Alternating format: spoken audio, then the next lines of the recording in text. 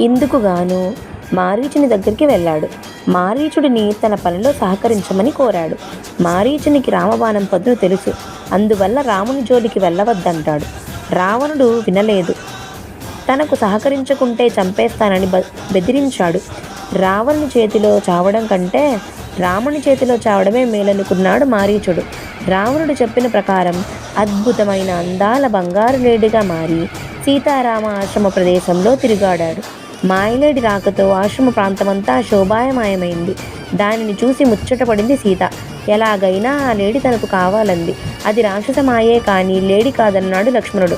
వచ్చింది మారీచుడేనని, వానికే అలాంటి మాయలుంటాయని తెలిపాడు.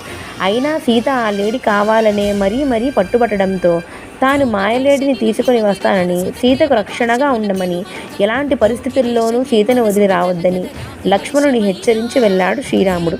వెంటపడి తరుముతూ పరిగెత్తిన రామునికి ఎంతకు చిక్కలేదు మాయలేడి.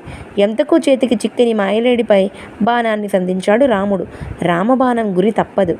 గురి తప్పని రామబాణం దేహాన్ని చీల్చగానే మారీచుడు తన రాక్షస స్వరూపాన్ని పొందాడు.